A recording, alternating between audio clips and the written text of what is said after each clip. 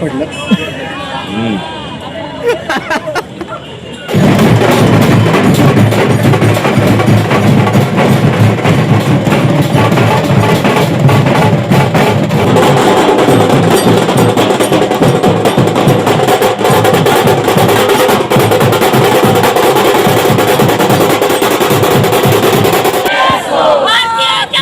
मीटिंगमध्ये हे कसं बोलत भारतीय जनता पार्टीचा भारतीय जनता पार्टीचा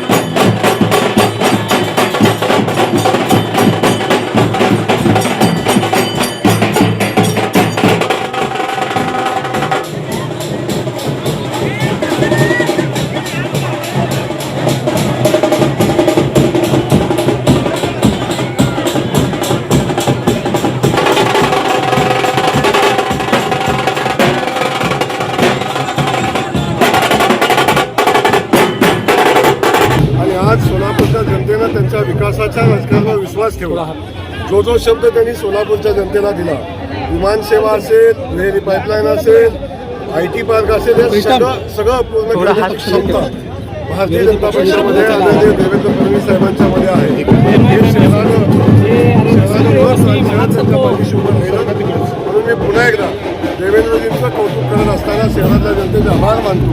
त्यासोबत आमच्या शहराच्या अध्यक्षा रोहिणीताई तडवळकर असतील, त्यासोबत आमचे शहरामधले आमदार देवेंद्र कोटेचे असतील, आमचे उत्तरचे आमदार असतील सन्माननीय मालक असतील, अक्कलकोटचे आमदार आमचे सचिन दादा असतील. सगळ्यांनी प्रचंड मेहनत घेतली आणि या शहरामध्ये भारतीय जनता पक्ष आला पाहिजे अशा पद्धतीने काम केलं आणि आम्हाला आनंद याचा आहे. पहिल्यांदा या शहरामध्ये भारतीय जनता पक्ष स्वतःच्या ताकदीवर सत्तेत आला आहे. स्वतःचा भारतीय जनता पक्षाचा महापौर पहिल्यांदा स्वतःच्या ताकदीवर बसेल आणि या शहरानं दाखवून दिलेलं आहे. इथं व्यक्तीचं राजकारण नाही, इथं कमळाचं राजकारण चालतं, इथं व्यक्तीचं राजकारण नाही, इथं पक्षाचं राजकारण चालतं. हे भारतीय जनता पक्षाला जनतेने दाखवलं.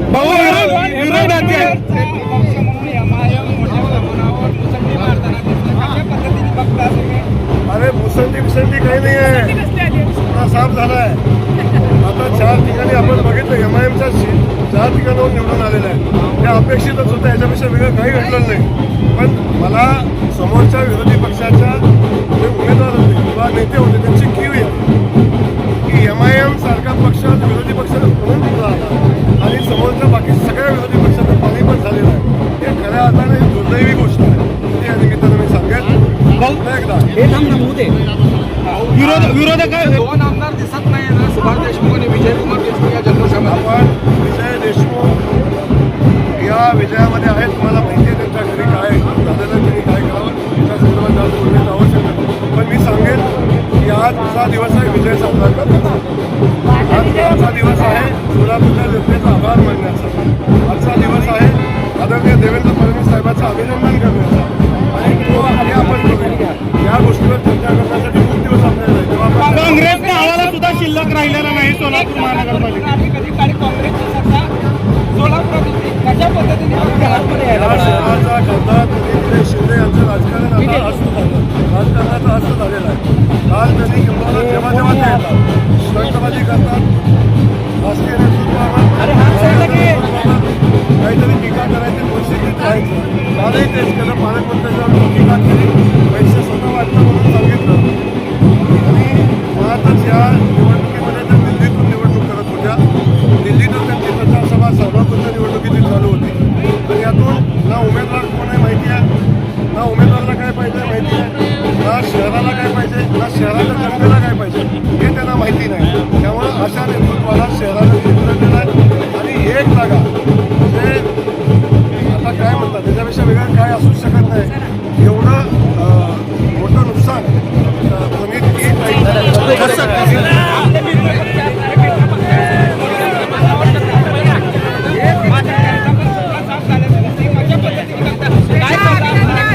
माझा सल्ला अजिबात नाही. त्यांना ईश्वरानं सुकृती द्यावी, सिद्धरामेश्वरानं सुकृती द्यावी. ज्या जागा निवडून आलेल्या आहेत त्या सुद्धा भारतीय जनता पक्षाच्या मदतीशिवाय आल्या नसतात. त्यामुळं मी आपल्याला क्लिअर सांगतो, इथं फक्त भारतीय जनता पक्षात प्रभाव चालतो.